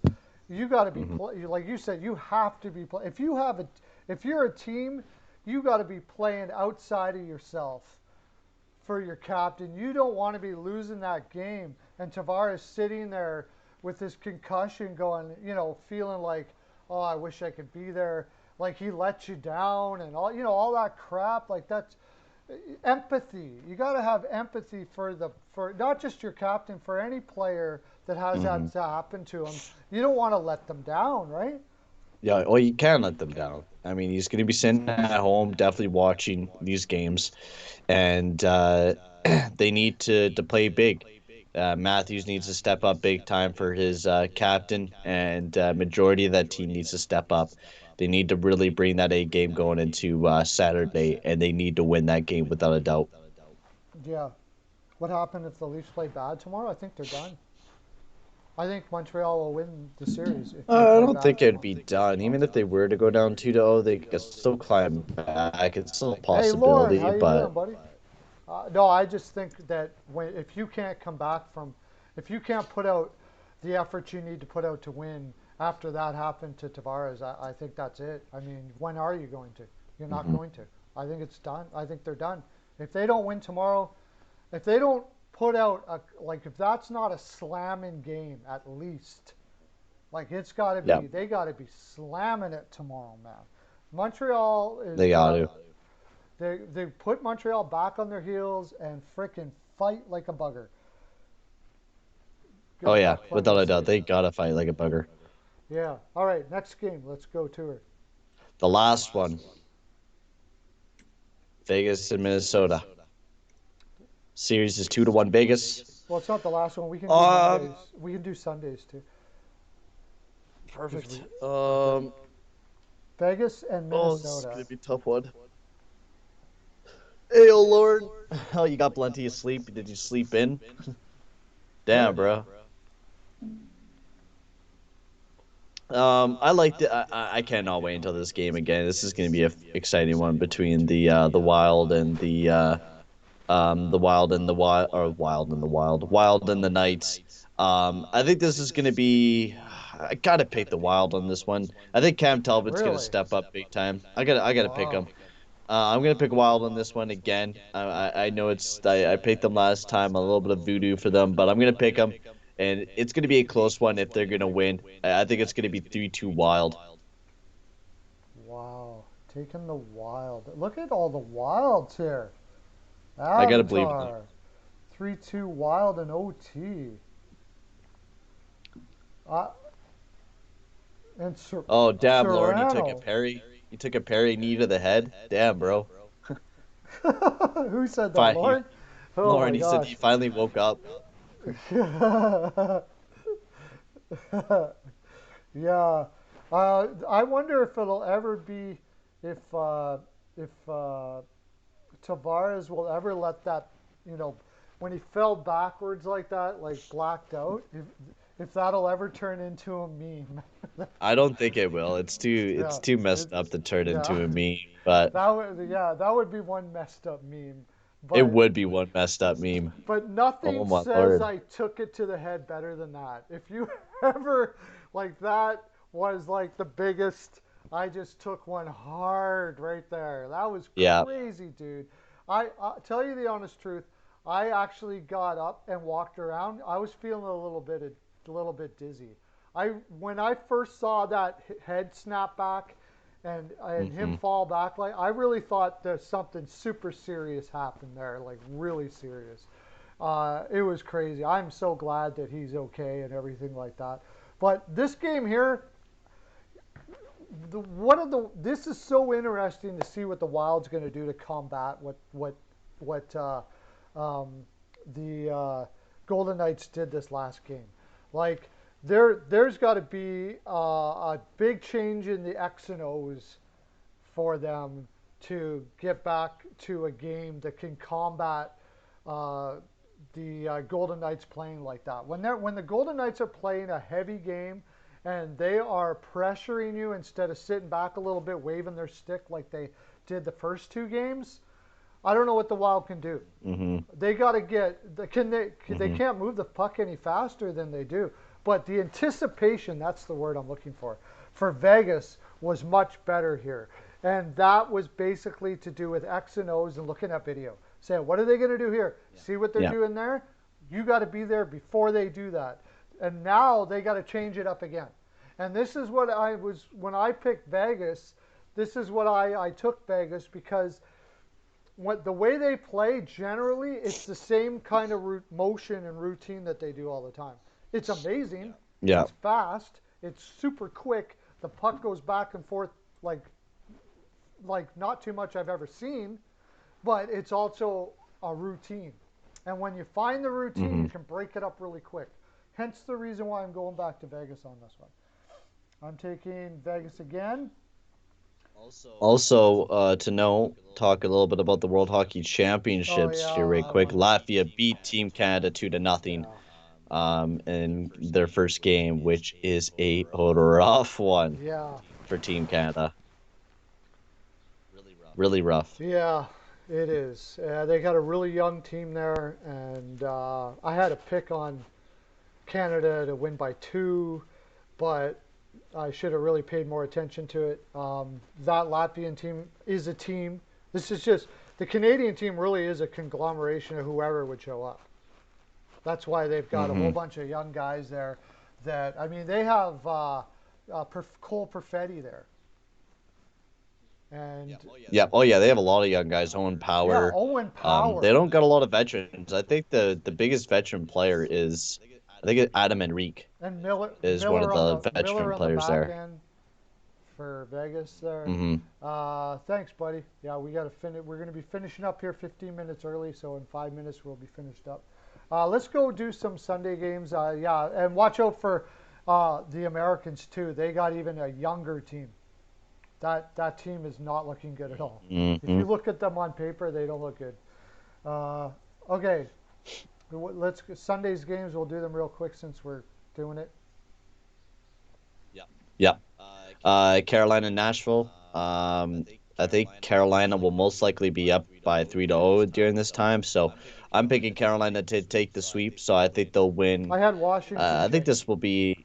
Sorry, I think I'll take this one 3-1. Sorry, what was that? never mind. He was asking. Oh, between Boston and Washington. Yeah, 3-1. I picked Boston. I think Carolina Picked will. Boston I as think well. Carolina will finish the sweep in that one. I think it could. I think Yeah. that one could get ugly. If they're, I think I so think it could too. be like 6-1, something like that. Like Nashville just totally. That might be the game that that Carolina does have a bit of a letdown, maybe. But if there was a game, but I think Mhm. that they're. So let's go to the next one. We don't have too many guys in here. Do you put your picks in for that one? What else do we got? Because Carolina is like whatever. Avalanche Blues. Avalanche. That's not much. Avalanche Blues. I think Blues will be able to pull. I think Avalanche Blues will be able to pull away with a victory. 2-1 is what I'm going to give for the Blues. I think they'll be able to pull off at least one victory out of the series. So I'm taking 2-1 Blues. Avatar had 2-0. I'm going to say, I don't know. I'm going to say they finished the sweep too. I just think St. Louis is too beat up. I'm going to say 3-1 Avs. Yeah. I just think that they're too beat up. Those are two sweep teams. St. Louis had did everything they could, I think, this year. As much as Peter Angelo maybe hasn't been up to the top of his game, they just can't seem to absorb. They Mhm. couldn't seem to absorb his loss at all. They got too many of the same players on their wing, on their defense. Basically playing Krug. Krug is a good player, don't get me wrong, but you need. I don't like the makeup of their defense right now. Bertuzzo, right? Like Dunn has not had a good year, and he's not even in the lineup right now. It's a Hmm. pretty meh looking defense. But the Blues are. It is a very meh looking defense. I'm not liking what's going on there for the Blues, but I do feel like they'll be able to at least pull away with one victory, especially if Binnington just carries the team to a victory, which I think will most likely happen. But 2-1 victory for Blues. So let's move on to Bruins and Caps, which I think this series will be. I think I said Bruins will win game 4. So I think the Caps will be able to pull away with at least one more victory out of the series. I think they'll win. I think this will be 4-2 Caps on Sunday. I just Is have that an that feeling that afternoon the game Caps are gonna. or? That is 7 p.m. Eastern. Yeah. Um, I'm not sure about that. I'm probably going to go to Boston. That one, maybe. I mean, like you said, it's a coin flip for these ones. It's a coin flip Yeah, between these two it really series. is. Either one could win. It's probably Hmm. going to Game 7. You're really just figuring out which game's each gonna win till you get to Game 7, and then it'll be an overtime in like the seventh freaking overtime, or something like that.